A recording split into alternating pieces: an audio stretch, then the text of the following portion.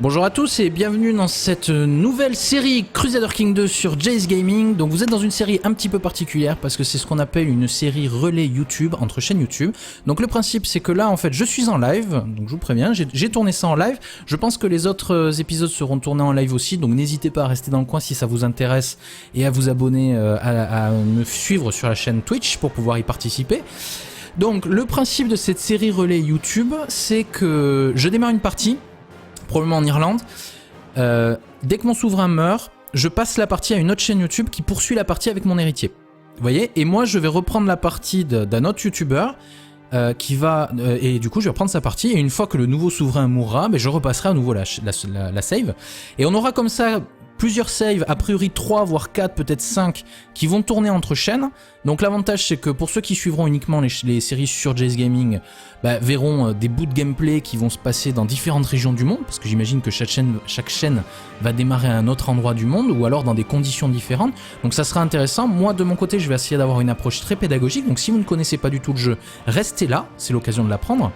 Je vais essayer de tout expliquer en détail. C'est pour ça aussi que je suis en live. Ça me permet de voir un petit peu les gens, ce qu'ils me disent dans le chat, pour voir s'il y a des choses qu'il vaut mieux que j'approfondisse dans mes explications, ou que non, c'est bon, il y a des trucs que je peux passer. Voilà. Par contre, si vous suivez une même dynastie sur plusieurs chaînes YouTube, bah, vous aurez l'occasion de voir des gameplays des gens qui jouent de façon différente, même si c'est dans le même contexte du coup, parce que vous suivez une même dynastie, mais joué par des gens différents. Et en fait, ce qui est intéressant, c'est que quelque part, chaque souverain que vous allez suivre aura sa propre personnalité, vu qu'il sera joué par un YouTuber différent. Vous allez avoir un YouTuber qui va vouloir juste min-maxer et tout conquérir. Vous allez peut-être tomber sur un YouTuber qui aime le roleplay et qui va vouloir interpréter son personnage en fonction de ses traits et de ses caractéristiques. Vous pouvez avoir de tout et c'est pour ça que je trouve le concept très intéressant. Donc cette vidéo est la première vidéo de lancement du concept en France. Nous avons qui participent Xalorian, Tiberians, Codran Folmer, The Imperator 76, Deglingus et moi-même. Le concept reste ouvert, donc si vous avez une chaîne YouTube, même si vous n'avez que 30 abonnés ou même si vous en avez 150 000, vous pouvez participer, il n'y a pas de souci. Vous me contactez, vous me passez votre mail, on discute un petit peu et je vous ajoute dans le fichier qui organise tout ça et vous pouvez récupérer la save d'une chaîne YouTube et continuer. Le principe c'est que ça vive, que ça soit dynamique et que ça soit sympathique. Voilà, donc si vous êtes sur une chaîne YouTube, n'hésitez pas à m'envoyer un petit mail ou à contacter un de mes camarades qui fait la même chose que moi. Il vous retransmettra mon contact à moi directement et il n'y aura pas de souci. Jay, tu devrais présenter le 20h sur TF1, t'assures mec. Haha, merci. Rappelle-moi Patrick Pauvre d'Avoir. Jay Pauvre d'Avoir. Bon, pardon, on arrête les digressions. On va commencer. Déjà, on va cliquer sur un joueur. Hop. Alors, on joue en Crusader King 2 pure vanilla. Donc on ne peut pas prendre les start dates précédentes et on va prendre paramètres de partie personnalisés parce qu'en fait là c'est sympa, ils vous mettent une petite fenêtre avec différents personnages à choisir qui sont des personnages intéressants. Nous on va choisir un truc à nous pour commencer cette partie. Donc qu'est-ce que je voulais dire d'autre? Est-ce qu'il y avait autre chose qu'il fallait que je souligne? Oui, dans le dernier épisode, une fois que notre souverain va mourir, dans le dernier épisode vous aurez le lien vers la continuité sur la prochaine chaîne YouTube qui va suivre bien entendu. Hein, y a pas de souci. Bon. Du coup, en règle générale, si vous débutez sur Crusader King 2, un conseil, c'est de jouer en Irlande. Parce que Irlande, ils appellent ça un peu Newbie Island, c'est l'île des noobs. J'adore les Irlandais, personnellement, j'aime beaucoup la Guinness, hein, j'ai rien contre les Irlandais. C'est juste que dans ce jeu, en règle générale, c'est un endroit où c'est facile de commencer. Vous trouverez beaucoup de... Alors quel âge il a lui? 39 ans, il est pas si jeune que ça. Hein. Lui il a quel âge? 36. Lui c'est mort parce que la partie risque d'être très courte. 41. Ah ils sont tous un peu vieux. Hein. 41. 36. 42. Alors si j'avais le DLC générateur de personnages, je pourrais en créer un qui n'a que 18 ans, mais c'est pas grave. 36. Bon ça va, il y en a plein. 34. Oh. Ouais. Oh, 26. Ouais, mais vous avez vu la tronche un peu? Non, non, il y a hors de question. Ah 51, non, il est trouvé. Je pense que le mieux, c'est là. C'est quoi? C'est Royaume de Mumu. Mais c'est lequel, le Royaume de Dublin, déjà? C'est celui-là? Osrej, Laigin, Dublin. Il a 41 ans, il est un peu vieux, hein. Lui, il est plus jeune. 39. Bon, à 2 ans près, c'est pas ça non plus qui va... Mais le problème, c'est... L'avantage c'est que si on commence avec lui, c'est déjà un petit king, il est déjà donc de niveau duc, donc il va pouvoir bouffer ses camarades plus facilement. Si on commence avec un One Province Minor comme lui, on va peut-être pouvoir s'attaquer à un de nos voisins.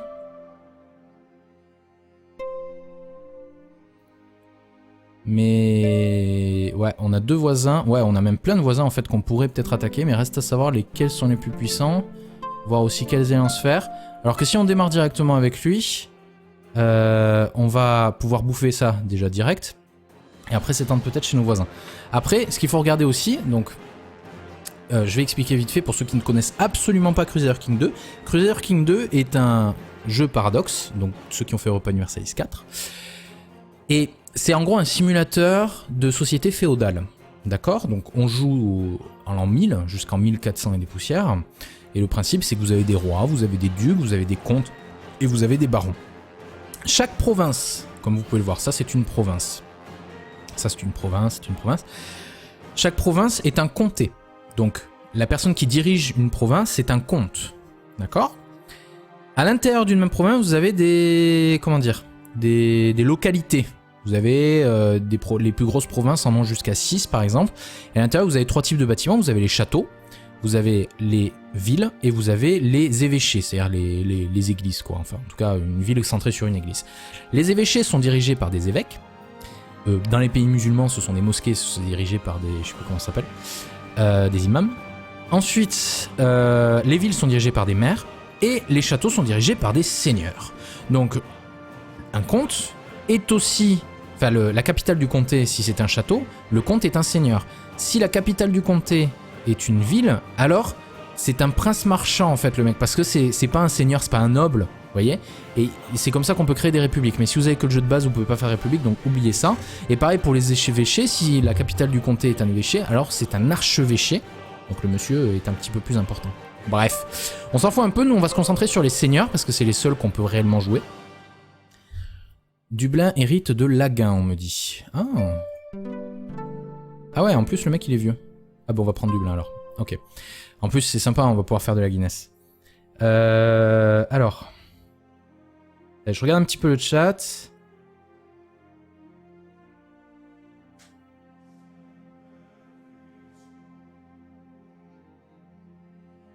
Avec Mumi, t'as un Cassius Belli ici, oui, parce que c'est un duché. Donc justement, j'en profite pour poursuivre cette explication. Vous avez un guide, hein, de toute façon, Crusader King 2 sur ma chaîne qui vous explique tout ça de façon un petit peu plus détaillée. Donc je vais pas non plus rentrer trop dans les détails, mais le principe c'est de comprendre. Donc province égale comte, pardon. Par contre, quand vous avez un regroupement de provinces comme ici, vous voyez, c'est délimité par ces espèces de tirets rouge et blanc. C'est parce qu'en fait, vous avez un duc qui a un vassal. Donc vous avez le duc, qui est en fait le comte aussi de cette province-là, et il est en même temps duc de cette région-là. Et son vassal, c'est lui. Et on retrouve ici le monsieur, et il y a lui en dessus, c'est son suzerain. Alors que lui, il a personne, vous voyez. Par contre, si je viens par exemple en France, vous avez le roi de France. Ici, nous avons le duc de Champagne, qui est sous le roi. Et après, je sais pas où est-ce que... Si, voilà, là vous avez un comte qui est sous un duc. Donc le comte est sous le duc, et le duc est sous le roi, et personne n'est en dessus du roi.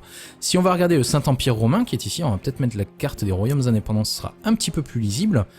On retrouve ici un empereur, qui dessous, normalement, a des rois, sauf que cet empereur-là, il a que des ducs, il n'a pas de truc de niveau royaume. Et chacun des ducs a des comtes en dessous de lui. Donc vous voyez la structure, la hiérarchie, ça s'applique partout. Si vous avez même chez les musulmans, ici vous avez un émir, sous chacun des émirs... lui il a pas de vassaux, je rêve. Ah voilà. Vous avez des sheikhs. Et en dessus de tout ça, vous avez, par exemple chez les Fatimides, vous avez voilà, le calife, qui est l'équivalent d'un roi. Et en fait, on les reconnaît ces gens-là au truc qu'il y a autour. Vous voyez là, ça c'est doré. Donc doré c'est niveau roi. Si vous avez les espèces de petits froufrous bleus, c'est un duc. Et si vous avez juste un cercle de fer, c'est un comte. Et si vous avez après un cercle... marron, on va dire, c'est en dessous d'un comte. Donc, on va prendre Dublin. On est bon. On va pas se mettre en Iron Man, par contre, parce que j'ai peur que ça cause des problèmes avec nos camarades pour leur passer la save. Donc ici, vous avez une vue de map de carte qui vous montre tous les comtes que vous pouvez contrôler. Donc nous avons pris celui-là. Vous avez une carte qui vous montre les ducs. Vous avez une carte qui vous montre les rois.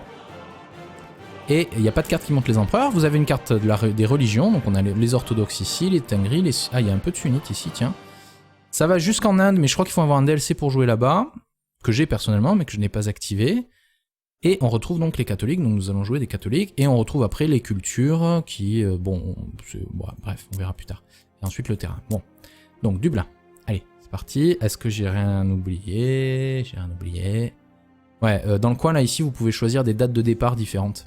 Donc ça c'est sympa. Un truc que je vous conseille, si vous voulez réviser vos trucs d'histoire, vous pouvez, hop, Guillaume le Conquérant, c'est quoi? Vous cliquez et vous voyez la situation politique dans la région.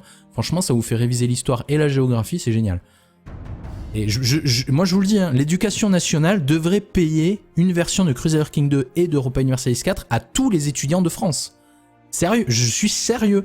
Moi j'ai jamais autant appris, autant sur l'histoire que sur la géographie qu'en jouant à ce jeu. Hein. Bon, alors, voilà, nous arrivons dans le jeu, oh mon dieu. Bon, c'est pas si compliqué que ça. On a une carte du monde. Donc jusque là tout va bien. Ici nous avons notre personnage. Alors le principe du jeu, c'est qu'on ne joue pas un personnage sur tout le jeu. Parce que le jeu se passe sur 400 ans et en règle générale les gens ne vivent pas 400 ans. Le principe c'est de jouer une dynastie. Donc nous avons notre seigneur ici, il a 41 ans. Lorsqu'il mourra, c'est son héritier qui continuera la partie. Et en l'occurrence ce sera une autre chaîne YouTube qui prendra le contrôle de Domnall Mac Murchad, que nous avons ici même. Qui est un brillant stratège, avare, glouton, confiant et zélé. Donc ici vous avez les traits de caractère du personnage, en gros vous avez les péchés, les vertus, ce genre de choses. Nous le nôtre est concupiscent, il aime bien s'envoyer en l'air, c'est sympa. Il est honnête par contre, il est honnête sur le fait qu'il aime bien s'envoyer en l'air, c'est cool. Il est humble par contre, vous voyez, c'est-à-dire qu'il s'envoie bien en l'air mais il s'en vante pas trop quand même. Hein. Et il est tempéré, c'est-à-dire qu'il s'envoie bien en l'air mais avec modération. C'est quelqu'un d'assez concept, hein. J'aime bien. Par contre, militairement, il est très mauvais. Donc en gros, je vous explique ça vite fait. Hein. Vous avez ici, vous avez vos compétences. En fait, vous avez la diplomatie, le militaire, le martial, l'intendance, l'intrigue et l'érudition. Vous avez en fait une formation, le truc en forme de carré comme ça, c'est une formation, et vous avez une formation par truc. Donc, vous voyez les formations, le fond est rouge, et vous avez ici un fond rouge, donc c'est une formation militaire, et vous avez une espèce de petit point en dessous. Si on regarde notre héritier, il a plein de petits points lui, donc lui il a un truc de grade beaucoup plus élevé, qui lui donne des bonus beaucoup plus élevés, qui fait qu'il a 15 en martial, alors que nous n'avons que 4, ce qui est très mauvais. Ici on retrouve les compétences de combat personnelles, ici on retrouve notre titre, nous sommes comte de Dublin. Voilà, et notre héritier... Si on passe la souris dessus, on voit qu'il est héritier du titre de comté de Dublin. Alors, que me disent mes gens dans les commentaires? Pas beaucoup plus. Ok, ça va. Donc, nous on doit jouer lui. Avons-nous des casus belli? Alors, la première chose à faire quand vous arrivez dans le jeu, c'est de regarder ce qui se passe là-haut. Là-haut, vous avez les notifications, les choses qui sont importantes. Donc, on voit que notre héritier n'est pas marié, mais que nous le sommes. Que notre épouse d'ailleurs est une comploteuse amateur, cynique, gloutonne, cruelle et travailleuse. Je me demande pourquoi on l'a épousée, je suis à peu près certain qu'on va l'assassiner avant la fin de cette vidéo. On peut choisir une ambition. Donc ici vous avez des ambitions, et en fait ces ambitions, elles vont vous aider à gagner un petit peu de prestige ou de piété, ce genre de choses. Et il y a certaines ambitions notamment qui permettent d'augmenter les statistiques de base. Et il y a une ambition aussi qui est de devenir roi d'Irlande. L'avantage de cette ambition-là, c'est qu'on peut avoir le casus belli assujettissement au sein du royaume. Donc ça va nous donner un casus belli sur les ennemis. Alors, ce jeu n'est pas un jeu... Enfin, c'est un peu comme Europa Universalis 4. Vous ne pouvez pas déclarer la guerre à n'importe qui, n'importe comment. Tout simplement. Vous avez ici la carte des relations diplomatiques. Donc vous pouvez voir ici, nous avons quelque chose par rapport à ces gens-là. Nous avons un casus belli d'embargo, mais on s'en fout. Nous avons une alliance, je pense, avec le comte, oui, parce qu'il est notre père, c'est notre papa, à nous. Par contre, son héritier, c'est notre frère. Donc, on peut pas assassiner notre frère, malheureusement. Et notre père, ça va être galère aussi. C'est pas génial. Par contre, il est assez vieux. Faut vraiment juste arriver à se débarrasser de ce mec-là. Pas trop comment on va faire.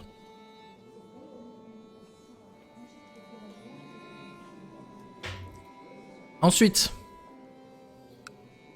alors non, juste pour répondre à une question dans le chat, la différence entre EU4 classique et EU4 extrême, c'est que dans l'édition extrême, t'as plein de DLC fournis avec.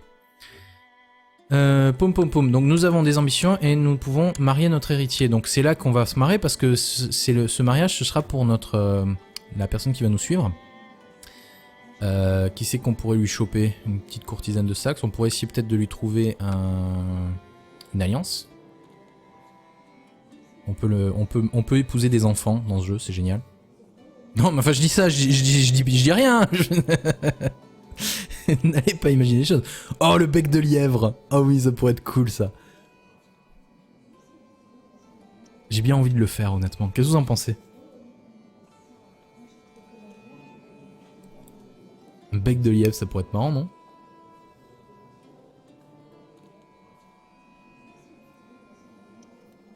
Ah, il y en a une qui a un pied beau. Non, enfin, d'habitude, bon, on va reprendre le côté pédagogique. Quand vous choisissez une épouse, il faut en général qu'elle ait des statistiques positives ou des traits positifs, voire même des traits génétiques positifs. Alors, je vous explique vite fait. Ici, les trucs en forme de carré, ce sont les formations. Donc la formation, c'est ce qui s'acquiert pendant l'enfance avec un tuteur. Comme vous pouvez voir, notre personnage ici a des pupilles. Enfin, il n'en a pas actuellement. Mais s'il entraînait des enfants, il leur donnerait une formation de militaire, du coup. Mais elle pourrait pas vraiment... Je crois qu'elle a une chance d'aller un cran au-dessus du formateur. Donc il pourrait avoir niveau 2 maximum, ce qui est très mauvais. Donc lui, il faut surtout pas l'utiliser pour entraîner des enfants. C'est pas possible. La version extrême, Taxia. Pom pom pom. Ensuite, donc ça c'est l'entraînement. Ça s'acquiert avec le temps. Tous les traits que vous avez ici, la plupart s'acquièrent pareil en grandissant ou en expérimentant avec des événements de la vie. Voilà, on va dire ça comme ça. Et après vous avez les traits génétiques qui se passent d'une génération à une autre. Pas forcément, mais ça arrive. Et vous avez des traits absolument pourraves. Donc déjà, on va classer peut-être, par exemple, par le militaire. Oula, il n'y a personne qui est très bon en militaire. En diplomatie, on a des gens intéressants. Alors voilà, vous voyez. Voilà, elle a quand même 14 au final en intendance. Et ça, c'est un bec de lièvre. Ça peut se transmettre génétiquement. C'est-à-dire que les enfants qu'elle va faire risquent d'avoir un bec de lièvre. C'est pour ça que c'est marrant. On pourrait faire une dynastie de bec de lièvre, quoi. En plus, elle a 19 ans, elle est jeune, elle est belle. Bon, elle a un bec de lièvre, mais c'est pas grave. Et après, vous avez aussi des traits génétiques positifs, mais je n'en vois pas ici. Et en fait, vous en avez 3 principalement. Vous avez fort, qui est génial. Est-ce que je peux vous en montrer un qui est fort? Non, parce que les avares... Non, la Hongrie, les rois d'Hongrie n'ont pas encore... Ouais, non, ils n'ont plus. Je sais plus qui c'est qui est fort. C'est un trait génial, fort. Vous avez aussi génie, qui augmente énormément toutes les stats. Vous avez... vif. C'est un petit peu moins bien que génie. Et il y en a un autre, je crois, qui est pas mal. Bah, oui, vous avez intéressant qui augmente un peu la diplomatie, mais qui est pas génial. Donc, héritier. Boum. Oh. Je suis désolé, mais c'est celle qui a le plus d'intendance. Hein. C'est vraiment pour ça que je le fais. Alors, pour interagir avec des personnages... Alors là, ça, vous voyez, je vous conseille d'installer un mode qui permet d'ajuster pour qu'en fait, quand vous ouvrez cette interface, elle vienne se mettre là, en fait. Bref. Clic droit. Là, vous entrez dans le mode interaction et ça vous ouvre directement l'arrangeage de mariage. Et alors oui, ça c'est important. Si vous faites un mariage matrilinéaire, les enfants seront de la dynastie de la mère et pas de la dynastie du père. Donc si vous faites cette connerie-là, bah, les enfants seront pas de votre dynastie et vous aurez perdu la partie. Parce que vous perdez la partie quand votre héritier n'est pas de votre dynastie et que vous avez plus de titre. Vous perdez la partie. Donc le but c'est d'amener sa dynastie le plus loin possible. Donc Béatrice de Guine. Bienvenue dans la famille. Voilà. Donc notre héritier va être marié et nous allons prendre, je pense, ouais. Là. Alors attendez, avant de prendre ça, on va regarder un petit peu.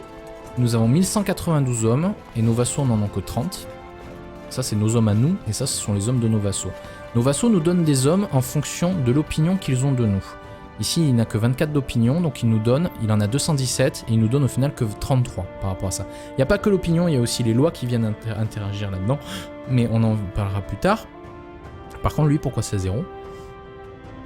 Lui, il est fidèle au pape, donc du coup, il ne me donne pas ses hommes, il les réserve pour le pape, l'enfoiré. L'enfoiré. Alors, est-ce qu'on pourrait peut-être... on a combien de tues ? On a 43...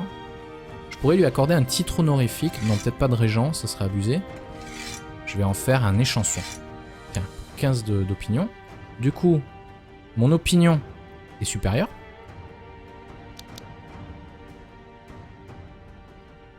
Donc on va enlever la pause. Ah, je suis désolé, il reste 10 secondes sur cet épisode, donc en fait on va s'arrêter là et on verra la suite dans le prochain épisode. Donc bon, je vous préviens, ça va être une série pédagogique, donc ça va être lent, le rythme va être assez lent, parce que vu que de toute façon on va jouer qu'un seul seigneur, il risque de mourir assez rapidement quand même au final, comparé à une partie au complète. Donc c'est pour ça que je vais prendre mon temps pour vraiment essayer d'expliquer un maximum les choses. Donc n'hésitez pas les gens dans le chat à venir me dire « Ah, t'as un peu trop survolé ce truc-là, je pense que ça serait bien de préciser. » En tout cas, voilà, merci à tous d'avoir suivi ce nouvel épisode. N'oubliez pas de cliquer sur le bouton j'aime sur YouTube. Vu que c'est le premier épisode d'une nouvelle série, ça aide beaucoup à augmenter la visibilité de ce type de série sur YouTube, surtout si vous avez aimé. Et je vous dis à demain, du coup 9h pour l'épisode 2 de la série. Allez, bonne journée à tous et à demain. Qui c'est qu'on pourrait lui choper? Une petite courtisane de Saxe. On pourrait essayer peut-être de lui trouver une alliance. On peut épouser des enfants dans ce jeu, c'est génial. Non, mais enfin je dis ça, je dis rien. N'allez pas imaginer les choses. Oh, le bec de lièvre. Oh oui, ça pourrait être cool ça. J'ai bien envie de le faire honnêtement. Qu'est-ce que vous en pensez? Un bec de lièvre, ça pourrait être marrant, non?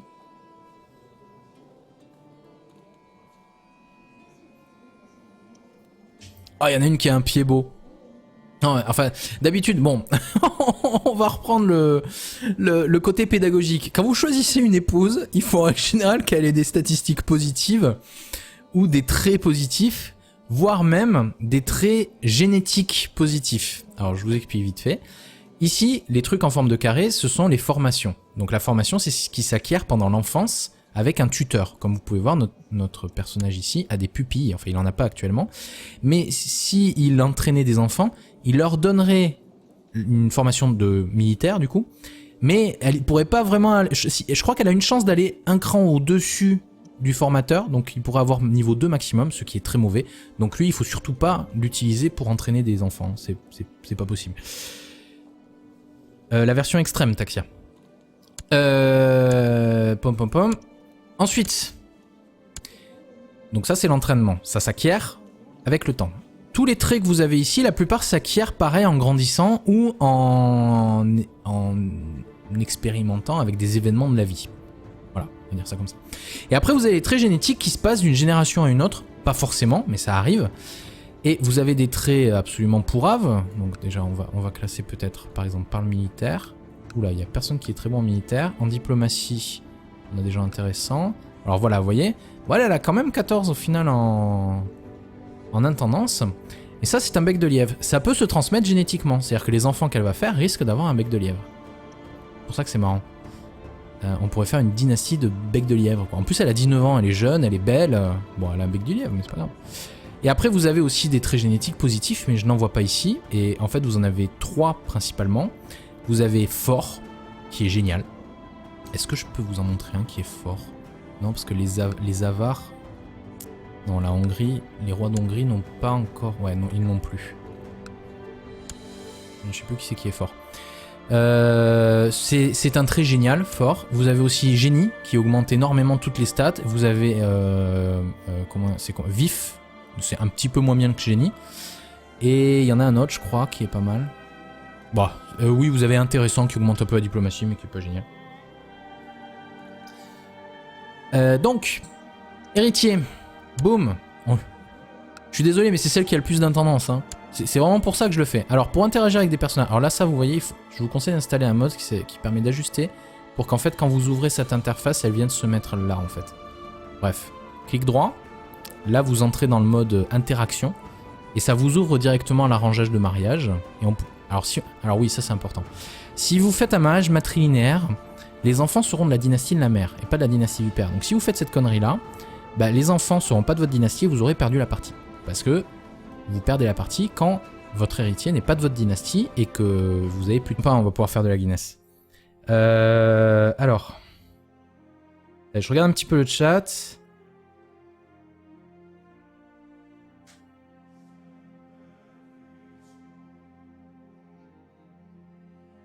Avec Mumi, t'as un casus belli ici, oui, parce que c'est un duché. Donc justement, j'en profite pour poursuivre cette explication. Vous avez un guide, hein, de toute façon, Crusader King 2 sur ma chaîne qui vous explique tout ça de façon un petit peu plus détaillée. Donc je vais pas non plus rentrer trop dans les détails, mais le principe c'est de comprendre. Donc province égale comte, pardon. Par contre, quand vous avez un regroupement de provinces, comme ici, vous voyez, c'est délimité par ces espèces de tirets rouges et blancs. C'est parce qu'en fait, vous avez un duc qui a un vassal. Donc vous avez le duc, qui est en fait le comte aussi de cette province-là, et il est en même temps duc de cette région-là. Et son vassal, c'est lui. Et on retrouve ici le monsieur, et il y a lui en dessus, c'est son suzerain. Alors que lui, il a personne, vous voyez. Par contre, si je viens par exemple en France, vous avez le roi de France. Ici, nous avons le duc de Champagne, qui est sous le roi. Et après, je sais pas où est-ce que... Si, voilà, là vous avez un comte qui est sous un duc. Donc le comte est sous le duc, et le duc est sous le roi, et personne n'est en dessus du roi. Si on va regarder le Saint-Empire romain, qui est ici, on va peut-être mettre la carte des royaumes indépendants, ce sera un petit peu plus lisible.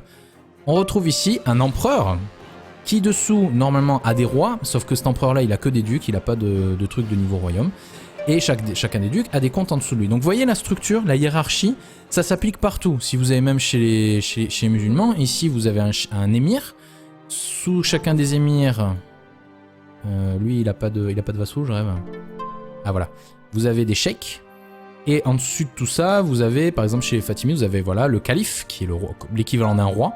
Et en fait, on les reconnaît, ces gens-là, au truc qu'il y a autour. Vous voyez là, ça c'est doré. Donc doré, c'est niveau roi. Si vous avez les espèces de petits froufrous bleus, c'est un duc. Et si vous avez juste un cercle de fer, c'est un comte. Et si vous avez après un cercle... marron, on va dire, c'est en dessous d'un comte. Donc, on va prendre Dublin. On est bon. On va pas se mettre en Iron Man, par contre, parce que j'ai peur que ça cause des problèmes avec nos camarades pour leur passer la save. Donc ici, vous avez une vue de map de carte qui vous montre tous les comtes que vous pouvez contrôler. Donc nous avons pris celui-là. Vous avez une carte qui vous montre les ducs. Vous avez une carte qui vous montre les rois. Et il n'y a pas de carte qui montre les empereurs. Vous avez une carte des religions. Donc on a les orthodoxes ici, les tengris, Ah, il y a un peu de sunnites ici, tiens. Ça va jusqu'en Inde, mais je crois qu'il faut avoir un DLC pour jouer là-bas. Que j'ai personnellement, mais que je n'ai pas activé. Et on retrouve donc les catholiques. Donc nous allons jouer des catholiques. Et on retrouve après les cultures qui... bon, bref, on verra plus tard. Et ensuite le terrain. Bon, donc Dublin. Allez, c'est parti. Est-ce que j'ai rien oublié? J'ai rien oublié. Ouais, dans le coin là, ici, vous pouvez choisir des dates de départ différentes. Donc ça c'est sympa. Un truc que je vous conseille, si vous voulez réviser vos trucs d'histoire, vous pouvez, hop, Guillaume le Conquérant, c'est quoi? Vous cliquez et vous voyez la situation politique dans la région. Franchement, ça vous fait réviser l'histoire et la géographie, c'est génial. Et moi je vous le dis, hein, l'éducation nationale devrait payer une version de Crusader King 2 et d'Europa Universalis 4 à tous les étudiants de France. Sérieux, je suis sérieux. Moi j'ai jamais autant appris, autant sur l'histoire que sur la géographie qu'en jouant à ce jeu. Hein. Bon, alors, voilà, nous arrivons dans le jeu, oh mon dieu. Bon, c'est pas si compliqué que ça. On a une carte du monde. Donc jusque là tout va bien. Ici nous avons notre personnage. Alors le principe du jeu, c'est qu'on ne joue pas un personnage sur tout le jeu. Parce que le jeu se passe sur 400 ans et en règle générale les gens ne vivent pas 400 ans. Le principe c'est de jouer une dynastie. Donc nous avons notre seigneur ici, il a 41 ans. Lorsqu'il mourra, c'est son héritier qui continuera la partie. Et en l'occurrence ce sera une autre chaîne YouTube qui prendra le contrôle de Domnall Mac Murchad, que nous avons ici même. Qui est un brillant stratège, avare, glouton, confiant et zélé. Donc ici vous avez les traits de caractère du personnage, en gros vous avez les péchés, les vertus, ce genre de choses. Nous le nôtre est concupiscent, il aime bien s'envoyer en l'air, c'est sympa. Il est honnête par contre, il est honnête sur le fait qu'il aime bien s'envoyer en l'air, c'est cool. Il est humble par contre, vous voyez, c'est-à-dire qu'il s'envoie bien en l'air mais il s'en vante pas trop quand même. Hein. Et il est tempéré, c'est-à-dire qu'il s'envoie bien en l'air mais avec modération. C'est quelqu'un d'assez concept, hein. J'aime bien. Par contre, militairement, il est très mauvais. Donc en gros, je vous explique ça vite fait. Hein. Vous avez ici, vous avez vos compétences. En fait, vous avez la diplomatie, le militaire, le martial, l'intendance, l'intrigue et l'érudition.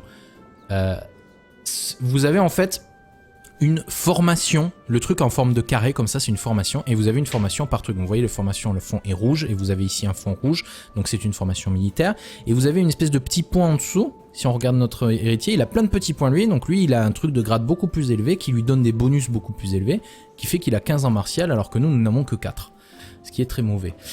Ici on retrouve les compétences de combat personnelles, ici on retrouve notre titre, nous sommes comte de Dublin. Voilà, et notre héritier... Si on passe la souris dessus, on voit qu'il est héritier du titre de comté de Dublin.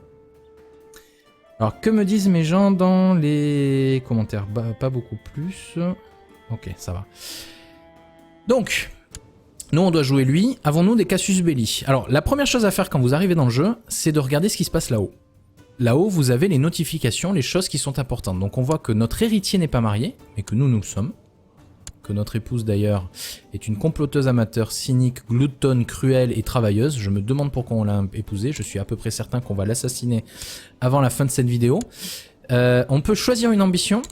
Donc ici, vous avez des ambitions. Et en fait, ces ambitions, elles vont vous aider à gagner un petit peu de prestige ou de piété, ce genre de choses. Et il y a certaines ambitions, notamment, qui permettent d'augmenter les statistiques de base. Et il y a une ambition aussi qui est de devenir roi d'Irlande. L'avantage de cette ambition-là, c'est qu'on peut avoir le casus belli assujettissement au sein du royaume. Donc ça va nous donner un casus belli sur les ennemis. Alors, ce jeu n'est pas un jeu... Enfin, c'est un peu comme Europa Universalis 4. Vous ne pouvez pas déclarer la guerre à n'importe qui, n'importe comment. Tout simplement. Vous avez ici la carte des relations diplomatiques. Donc vous pouvez voir ici, nous avons quelque chose par rapport à ces gens-là. Nous avons un casus belli d'embargo, mais on s'en fout. Nous avons une alliance, je pense, avec le comte, oui, parce qu'il est notre père, c'est notre papa, à nous. Par contre, son héritier, c'est notre frère. Donc, on peut pas assassiner notre frère, malheureusement. Et notre père, ça va être galère aussi. C'est pas génial. Par contre, il est assez vieux. Faut vraiment juste arriver à se débarrasser de ce mec-là. Pas trop comment on va faire.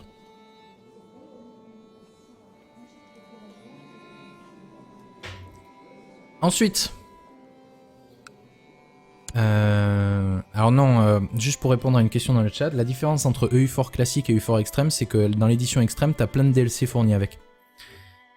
Donc nous avons des ambitions et nous pouvons marier notre héritier. Donc c'est là qu'on va se marier parce que ce mariage, ce sera pour la personne qui va nous suivre. Du coup, en règle générale, si vous débutez sur Crusader King 2, un conseil, c'est de jouer en Irlande. Parce que Irlande, ils appellent ça un peu Newbie Island, c'est l'île des noobs. J'adore les Irlandais, personnellement, j'aime beaucoup la Guinness, hein, j'ai rien contre les Irlandais. C'est juste que dans ce jeu, en règle générale, c'est un endroit où c'est facile de commencer. Vous trouverez beaucoup de... Alors, quel âge il a, lui? 39 ans, il n'est pas si jeune que ça. Hein. Lui, il a quel âge? 36. Lui, c'est mort, parce que la partie risque d'être très courte. 41... Ah, ils sont tous un peu vieux. Hein. 41. 36. 42. Alors, si j'avais le DLC générateur de personnages, je pourrais en créer un qui n'a que 18 ans, mais c'est pas grave. 36. Bon, ça va, il y en a plein. 34. Oh. Ouais, oh, 26. Ouais, mais vous avez vu la tronche un peu? Non, non, il y a hors de question. Ah 51, non, il est trouvé. Je pense que le mieux, c'est là. C'est quoi? C'est Royaume de Mumu. Mais c'est lequel, le Royaume de Dublin, déjà? C'est celui-là? Osrej, Laigin, Dublin. Il a 41 ans, il est un peu vieux, hein. Lui, il est plus jeune. 39. Bon, à 2 ans près, c'est pas ça non plus qui va... Mais le problème, c'est... L'avantage, c'est que si on commence avec lui, c'est déjà un petit king. Il est déjà donc de niveau duc. Donc il va pouvoir bouffer ses camarades plus facilement. Si on commence avec un One Province Minor comme lui, on va peut-être pouvoir s'attaquer à un de nos voisins.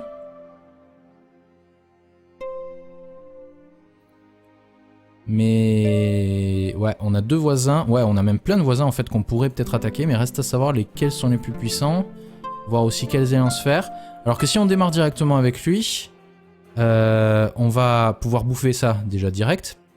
Et après s'étendre peut-être chez nos voisins. Après, ce qu'il faut regarder aussi, donc... je vais expliquer vite fait pour ceux qui ne connaissent absolument pas Crusader King 2. Crusader King 2 est un jeu paradoxe, donc ceux qui ont fait Europa Universalis 4. Et c'est en gros un simulateur de société féodale. D'accord? Donc on joue en l'an 1000 jusqu'en 1400 et des poussières. Et le principe, c'est que vous avez des rois, vous avez des ducs, vous avez des comtes et vous avez des barons. Chaque province, comme vous pouvez le voir, ça c'est une province. Ça c'est une province, c'est une province. Chaque province est un comté. Donc, la personne qui dirige une province, c'est un comte. D'accord? À l'intérieur d'une même province, vous avez des... Comment dire? Des localités. Vous avez les plus grosses provinces en ont jusqu'à 6, par exemple. Et à l'intérieur, vous avez 3 types de bâtiments. Vous avez les châteaux, vous avez les villes et vous avez les évêchés, c'est-à-dire les églises, quoi. Enfin, en tout cas, une ville centrée sur une église. Les évêchés sont dirigés par des évêques. Dans les pays musulmans, ce sont des mosquées, c'est dirigé par des, je sais pas comment ça s'appelle, des imams. Ensuite, les villes sont dirigées par des maires et les châteaux sont dirigés par des seigneurs. Donc, un comte est aussi, enfin la capitale du comté, si c'est un château, le comte est un seigneur. Si la capitale du comté est une ville, alors c'est un prince marchand en fait le mec, parce que c'est pas un seigneur, c'est pas un noble, vous voyez. Et c'est comme ça qu'on peut créer des républiques. Mais si vous avez que le jeu de base, vous pouvez pas faire république, donc oubliez ça. Et pareil pour les évêchés, si la capitale du comté est un évêché, alors c'est un archevêché. Donc le monsieur est un petit peu plus important. Bref, on s'en fout un peu, nous on va se concentrer sur les seigneurs, parce que c'est les seuls qu'on peut réellement jouer. Dublin hérite de Laguin, on me dit. Ah ouais, en plus le mec il est vieux. Ah bon, on va prendre Dublin alors. Ok. En plus c'est simple. Bonjour à tous et bienvenue dans cette nouvelle série Crusader Kings 2 sur Jay's Gaming. Donc vous êtes dans une série un petit peu particulière parce que c'est ce qu'on appelle une série relais YouTube entre chaînes YouTube. Donc le principe c'est que là en fait je suis en live, donc je vous préviens, j'ai tourné ça en live. Je pense que les autres épisodes seront tournés en live aussi, donc n'hésitez pas à rester dans le coin si ça vous intéresse et à vous abonner, à me suivre sur la chaîne Twitch pour pouvoir y participer. Donc le principe de cette série relais YouTube, c'est que je démarre une partie, probablement en Irlande. Dès que mon souverain meurt, je passe la partie à une autre chaîne YouTube qui poursuit la partie avec mon héritier. Vous voyez? Et moi, je vais reprendre la partie d'un autre YouTuber qui va... et du coup, je vais reprendre sa partie. Et une fois que le nouveau souverain mourra, je repasserai à nouveau la save. Et on aura comme ça plusieurs saves, a priori 3 voire 4, peut-être 5, qui vont tourner entre chaînes. Donc l'avantage c'est que pour ceux qui suivront uniquement les séries sur Jay's Gaming, verront des bouts de gameplay qui vont se passer dans différentes régions du monde, parce que j'imagine que chaque chaîne va démarrer à un autre endroit du monde, ou alors dans des conditions différentes. Donc ça sera intéressant. Moi de mon côté je vais essayer d'avoir une approche très pédagogique, donc si vous ne connaissez pas du tout le jeu, restez là, c'est l'occasion de l'apprendre. Je vais essayer de tout expliquer en détail. C'est pour ça aussi que je suis en live. Ça me permet de voir un petit peu les gens, ce qu'ils me disent dans le chat, pour voir s'il y a des choses qu'il vaut mieux que j'approfondisse dans mes explications, ou que non, c'est bon, il y a des trucs que je peux passer. Voilà. Par contre, si vous suivez une même dynastie sur plusieurs chaînes YouTube, vous aurez l'occasion de voir des gameplays des gens qui jouent de façon différente, même si c'est dans le même contexte du coup, parce que vous suivez une même dynastie, mais joué par des gens différents. Et en fait, ce qu'il y a d'intéressant, c'est que quelque part, chaque souverain que vous allez suivre aura sa propre personnalité, vu qu'il sera joué par un YouTuber différent. Vous allez avoir un YouTuber qui va vouloir juste min-maxer et tout conquérir. Vous allez peut-être tomber sur un YouTuber qui aime le roleplay et qui va vouloir interpréter son personnage en fonction de ses traits et de ses caractéristiques. Vous pouvez avoir de tout et c'est pour ça que je trouve le concept très intéressant. Donc cette vidéo est la première vidéo de lancement du concept en France. Nous avons qui participent Xalorian, Tiberians, Codran Folmer, The Imperator 76, Deglingus et moi-même. Le concept reste ouvert, donc si vous avez une chaîne YouTube, même si vous n'avez que 30 abonnés ou même si vous en avez 150 000, vous pouvez participer, il n'y a pas de souci. Vous me contactez, vous me passez votre mail, on discute un petit peu et je vous ajoute dans le fichier qui organise tout ça et vous pouvez récupérer la save d'une chaîne YouTube et continuer. Le principe c'est que ça vive, que ça soit dynamique et que ça soit sympathique. Voilà, donc... si vous êtes sur une chaîne YouTube, n'hésitez pas à m'envoyer un petit mail ou à contacter un de mes camarades qui fait la même chose que moi. Il vous retransmettra mon contact à moi directement et il n'y aura pas de souci. Jay, tu devrais présenter le 20h sur TF1, t'assures mec. Haha, merci. Rappelle-moi Patrick Jay Pauvre d'Avor. Bon, pardon, on arrête les digressions. On va commencer. Déjà, on va cliquer sur un joueur. Hop. Alors, on joue en Crusader Kings 2 pure vanilla. Donc on ne peut pas prendre...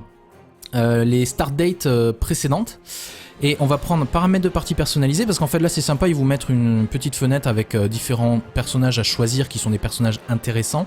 Nous on va choisir un truc à nous pour commencer cette partie.